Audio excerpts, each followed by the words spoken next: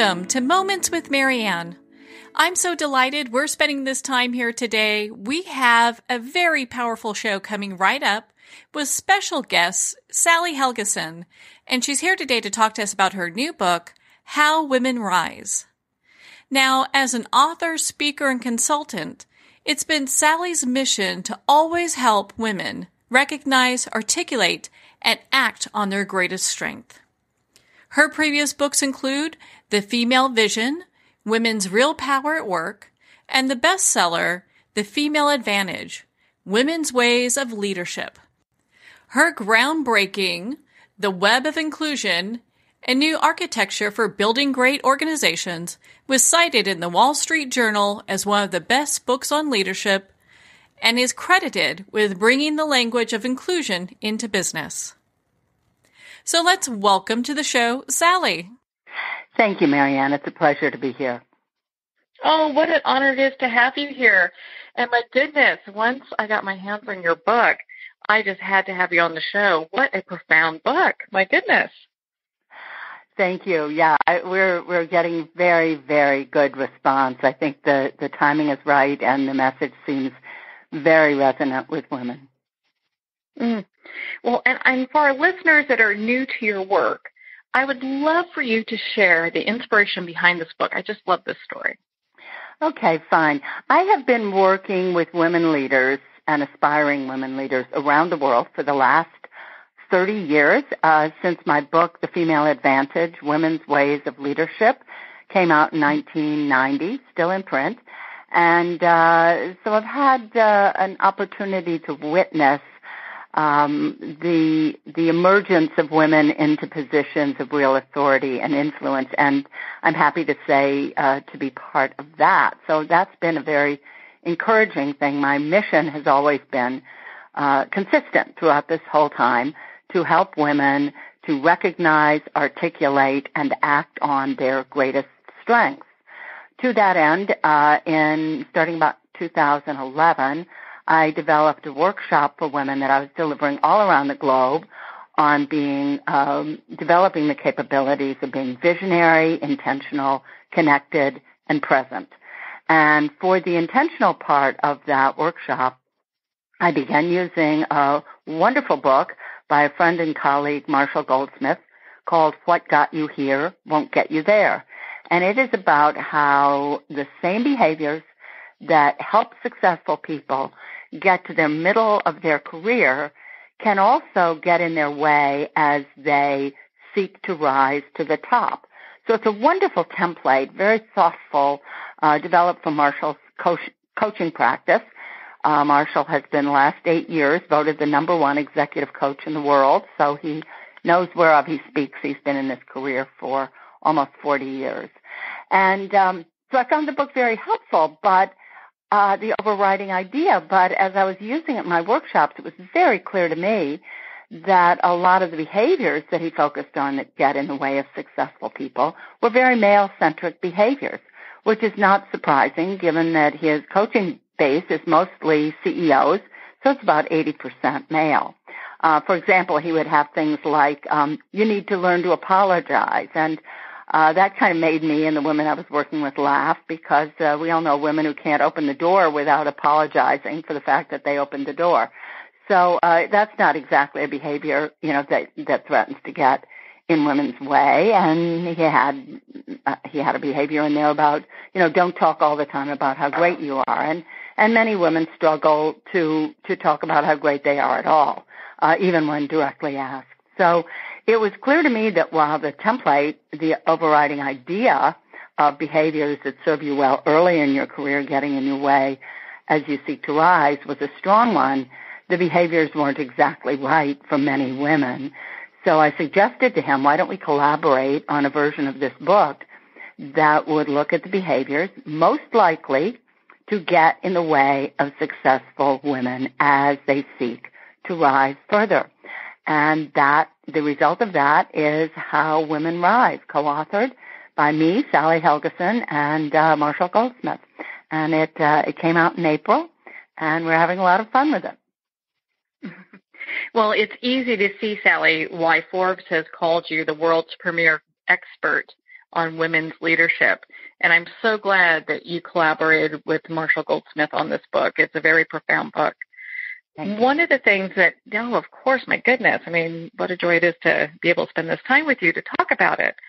One of the things that I would love for you to share with our listeners is the difference between how men and women define success, because it seems that there's a little bit of a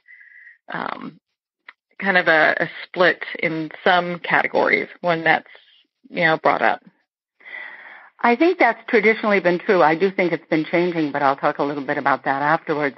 Traditionally, men in organizations have tended to define success based pretty much entirely upon position and salary. And organizations also reward good performance with those two things, with a higher position and a larger salary. So that's a very, organizations have been structured in that way, and until fairly recently, organizations were structured almost entirely for men. But what I've discovered, and I really discovered this when researching my last book, The Female Vision, Women's Real Power at Work, is that women often define success a little bit differently. They feel that a job or a position is truly and deeply engaging to them if they have some degree of control over their time. That doesn't mean not being busy, not being under pressure, but that they have some degree of control over their time, as if they can build successful and rewarding relationships in the course of their work, but also outside their work as well, if they have the time and the encouragement to do that. And above all, that they enjoy their days, that they feel that they get to show up for and enjoy most of their days, not all of their days. We're human and none of us will ever enjoy every day we have. But that was very important to women. And when I would interview women who had left jobs that looked great on paper in terms of salary, in terms of traditional rewards, in terms of position, most of them would say, I decided it just wasn't worth it. And I thought, what does worth mean in that context? Worth indicates slightly different structure of values. So I think that that's something that women have really brought to organizations. Let's not just look at the salary and position when we're talking about success.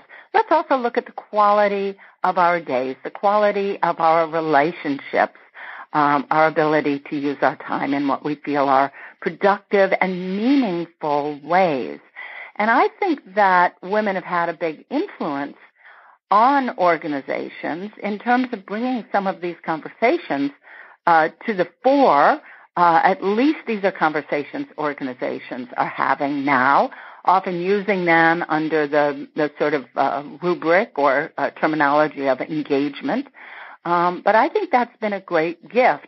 And I also think that it's somewhat beginning to change, because I hear all the time from managers and leaders in organizations that young men as well, when they're hiring, also seem to have, a desire to have jobs in which they can find a sense of purpose and meaning, and in which they can feel that they can create enjoyable and harmonious, if you will, lives that don't just completely get consumed by work and by the race for traditional definitions of success. Well, and on that note, what are some of the things that have surprised you about this book? Well, I would say the thing that has probably surprised, a couple things. One of the things that has surprised me most is how many men have told me not just what I thought they would say is, this book is really helpful to me in terms of managing women who work for me, managing the relationships of the women I work for, managing colleague relationships, understanding my wife and daughters, etc. I was prepared for that, and of course I've heard a lot of that. But I've also heard from quite a number of men who come up either, it can be at a program or an event I'm doing, because I've been all around the country over the last 2 months, or it can be in a radio show or podcast, of which I've done quite a few. Men will say, some of these behaviors, I feel that I identify with them too. Particularly men who are a little more introverted, who might be, say, engineers or other subject matter expertise, or have other subject matter expertise. I hear that a lot from men, and I'm fascinated because what it has led me to conclude is that, in fact, these are human behaviors. They're not women's behaviors. They're human behaviors, human habits, but they are the habits most likely to get in the way of women as they seek to rise. Are you also finding that, men, as far as managers or leaders, are purchasing your book so that they can better understand how to mentor, if we're talking like sales teams or teams of women and mixed individuals, and how to be a better leader, how to better apply these techniques to their leadership skills? Yes, definitely finding that. And I think that there's so much orientation, again, very positive in organizations now around teams and team building, as opposed to, just where the leader stands. Excellent leadership is really recognized now as the ability to build and facilitate engaged and productive teams. So we're definitely seeing that, and that's one of the many reasons I feel that the timing is very, very good on this book, because anybody, man or woman, seeking to build a powerful, high-functioning, high-performance team in their workplace can benefit by reading this book, because they can identify some of the behaviors that may be holding some of the women and, in fact, some of the men back from being better performing. Well, and I can agree with you more. This couldn't be a better time than now to have this book out, especially because there are so many women out there looking to develop their voice and be better at their job, and in ways that they find that are impactful for them. Yes, exactly. So there's much more willingness, and we see it in everything from the press for parody to the hashtag #MeToo. We see all these occasions in which women are saying, I want to use my voice. I want to use my voice for positive change. I want to step up and talk about what my experience is. And more honesty and more comfort with that. So I think that that's one of the reasons we're really hitting a nerve. I just had a LinkedIn message this morning when I looked, and it was from a company in the Netherlands that has 100,000 employees that feels that this book is going to be, sort of an answer in terms of some of their cross-cultural teams that they're trying to develop. So we are striking a nerve, and I'm really glad. Again, I said, Marianne, I've been doing this for 30 years, mm-hmm. and the environment has not always been so receptive. There hasn't always been the openness of willingness to consider what women may have to contribute. The idea when we started out really coming into the workplace in the late 80s was, put on your bow tie and adapt to the culture you find. You're not going to change it. I think it was naive to think that one half the human race could come into the workplace and begin assuming positions of power and influence without changing things. But it really has been a great source of excitement, privilege, and confirmation for me to watch the environment begin to change in ways that reflects the message I've been working to put out there for 30 years, but also really affirms the extraordinary value of what women have to contribute.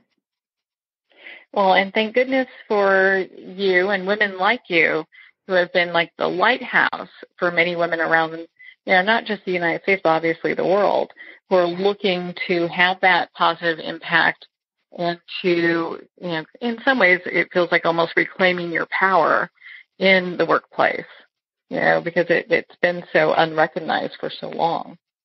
Claiming the power, because it really has not been, it hasn't been manifest And I think women increasingly have the confidence to do that and, recognize that what I have to contribute, this organization really needs. So I'm going to find a way to do this. And that's what really the goal is here, is having an impact, is helping women have a bigger impact. And that's what we mean when we talk about successful women. We're not saying, this is for CEOs or this is for women who are at the level right below CEO who want to become CEO. Yes, can they benefit from it? We believe so and have heard feedback that confirms that. But this is really for however you define success. Success is always going to be the ability to have an impact and the ability to really make use of whatever your distinctive gifts are and have them appreciated, have them recognized, have them confirmed. And that's how we're defining success in this book. And, again, I think that's a more modern or contemporary way of defining success than just, position and salary. Mm-hmm. Well, and so what are some of the common beliefs that women hold that you find tend to hinder their success? Yes, the common beliefs, that's a perfect question. I'd say the most common belief women hold that I hear, and I hear it every day when I get up and do a program wherever I am in the country, because our launch right now is just in the U.S. But what I hear is if men speak up and use their voices, they are viewed positively as being assertive. If women do, they are they're viewed as being aggressive or inappropriate. So we're in a no-win situation. I hear that over and over for women. And I strongly believe that you do yourself more potential harm in terms of achieving what you want to achieve in the world to back off because you're afraid of being viewed as aggressive or ambitious, to just back off and let yourself to some degree be manipulated by that fear into not trying to have a maximum impact. There are many ways in which women can present their achievements, can gain recognition for their achievements, can use their voices in a clear and persuasive way without being overly aggressive, by presenting information about what they have contributed as information rather than, self-serving tidbits. So there are many ways that can happen. And I get discouraged when I see women backing off prematurely because they once got some feedback that said, oh, you were too aggressive, or, you should have backed off on that point. There are many ways to do that. We have lots of examples in the book of women who learned to navigate that and do that successfully in a way that was comfortable for them. So I think that is one of the things that the beliefs, if you will, that really does hold women back. There's no way I can be assertive and not be penalized for it. Another belief that holds women back is the belief that in order to succeed, they have to do everything perfectly. They have to, every piece of work they do has to be at the highest standard. They have to become an expert in whatever they're doing. People become successful, yes, by having some expertise, certainly, and doing the job well, but also by developing relationships, investing in those relationships by helping other people and asking for help, and by working hard to make sure that their efforts are recognized and visible at the top. So when women are overly committed to the belief that they have to do everything perfectly and that they're going to be promoted or not based on whether they become an expert in the job they have, they shortchange themselves. For one thing, they basically, when you're perfect with the job you have, you're only proving you're perfect for the job you have. It doesn't indicate anything about the next job because that will have different skills. And you may make yourself, and we see this a lot, indispensable to your boss. If you're, spend all your energy trying to be perfect at what you're doing. So looking up, starting to build allies and relationships from day one, asking people for help in helping you to identify what you need to do to get where you want to go, and offering help to people, setting up those kind of easy, I don't want it to sound too transactional, but to some degree, you help me and I'll help you relationships. That's usually how men have traditionally become successful, and it's a great path for women. And when women find a way to do that that's really comfortable for them, the sky's the limit. Well, and so on that note, why do you think that some women are so reluctant to claim, like their achievements and be able to say, yeah, I did a great job with that? Yeah, again, I think there's some limiting behaviors there. It was interesting. I did a piece of work for a group of partnership firms a number of years ago, and one of the questions I asked the senior partners was, what are the younger women, the women not at partner level, what are they best at? And what, where is the greatest challenge? And the answers to those questions were almost unanimous. They're best at doing A-plus quality work, at being conscientious, at showing up, at working as hard as they can to fulfill expectations. What they're worst at is getting known for the quality of their work. So when I asked the younger women in the firms why they felt that if they identified with that, and if so, why they thought they weren't very good at bringing visibility to their achievements. I heard one of two things. I heard, either I don't want to act, if I have to act like that obnoxious jerk down the hall to get noticed around here, no thank you. But that's really an either-or way of thinking. Either you're the most obnoxious person in the entire organization, or you just keep your mouth shut. So that's setting up something that you really can't win. And the other thing I would hear was, I believe if I do great work, people should notice. And that's true. They probably should, and in an ideal world they would. But in most organizations, especially today, when people are so busy and pressed for time, they usually don't notice what you're doing unless it directly affects them. So it really is incumbent upon every one of us to find a way to bring attention to the quality of what we do. Because you know what? If we don't do that, then we don't get noticed or recognized for it. And then we start to feel bad. We start to detach. We start to think, oh, maybe I'm in the wrong place. Maybe my boss just is incapable of appreciating me. We can go down kind of a negative spiral of rumination and overthinking. So it's really important to do that just for our own, not just for our own careers, but for our own real mental health and the quality of our relationships, to focus some attention on getting known for what you do, and rather than expecting others to spontaneously notice and value what you're contributing. Mm-hmm. I love that. Thank you for sharing that with us. And I think I have time for one more question before we go here. Because, gosh, we know that you're so busy helping corporations all over the world, make great, impactful changes in regards to women and being in the workplace.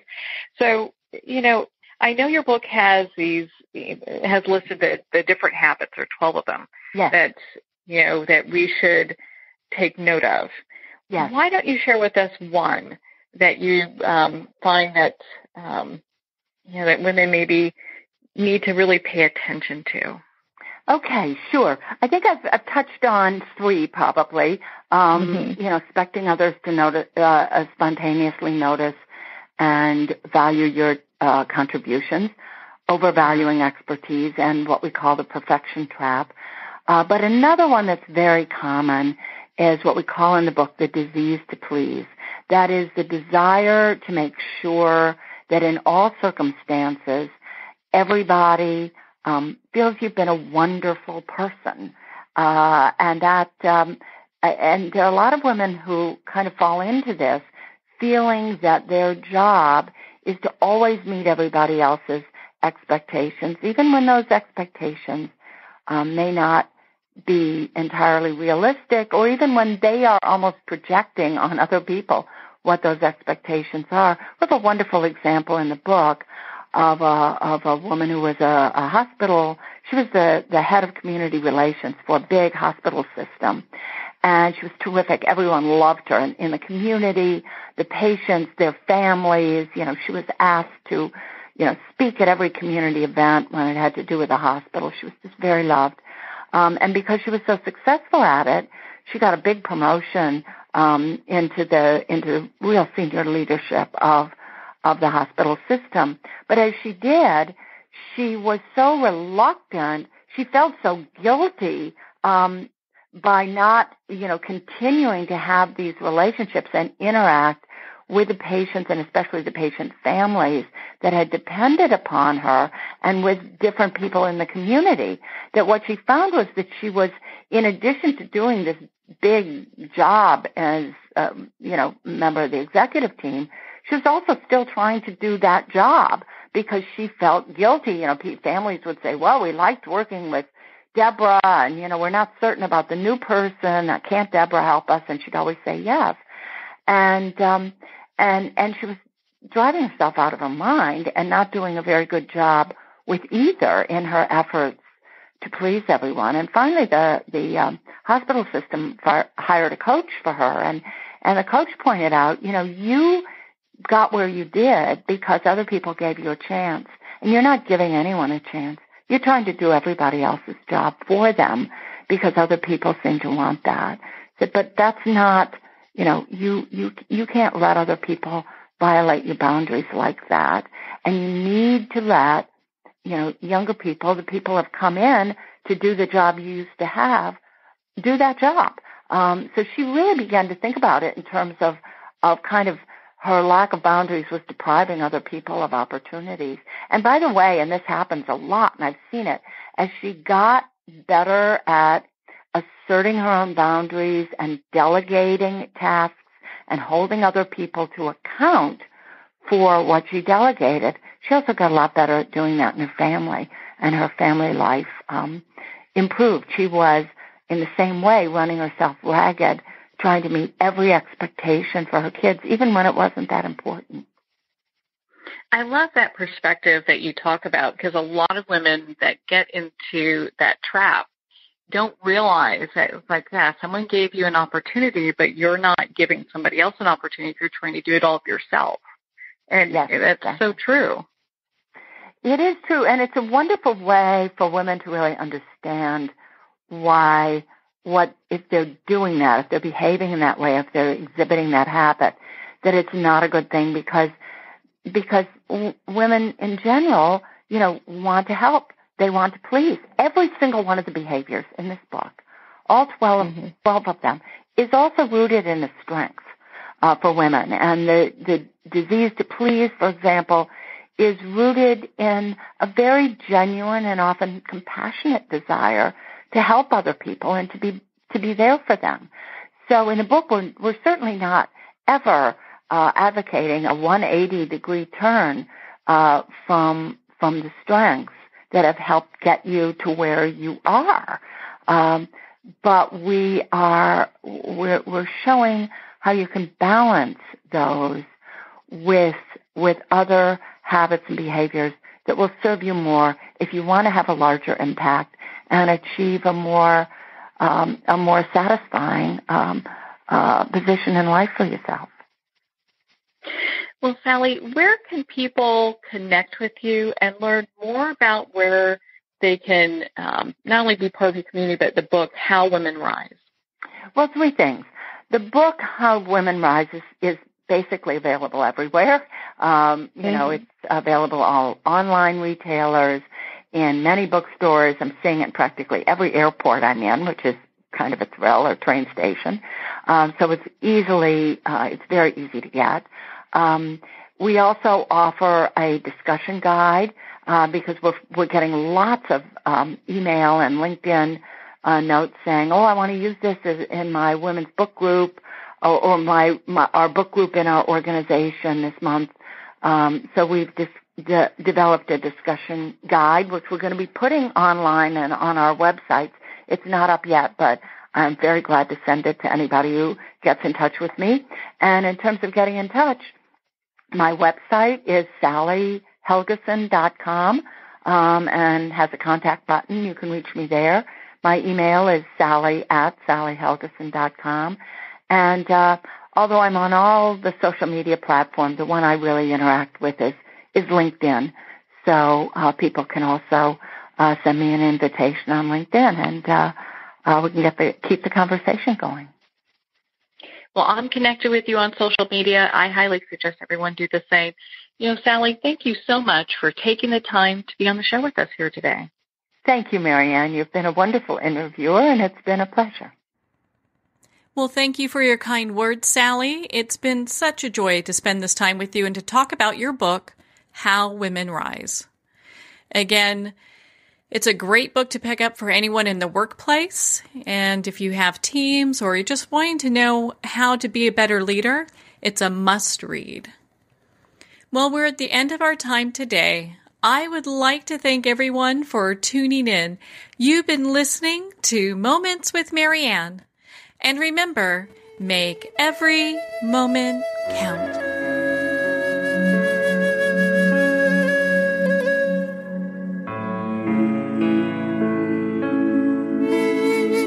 In a single moment, your life can change. Moments with Marianne is a transformative hour that covers an endless array of topics with the best of the best. Her guests are leaders in their fields, ranging from inspirational authors, top industry leaders, and business and spiritual entrepreneurs. Each guest is gifted and a true visionary, a recognized leader in her own work, and while teaching others to develop, refocus, and grow, Marianne will bring the best guest and sometimes a special surprise. Don't miss this. You never know just which moment will change your life forever. Moments with Marianne airs every Thursday, Friday, and Sunday at 8 p.m. Eastern, 6 p.m. Mountain Time. Make sure to tune in and visit momentswithmarianne.com for more information.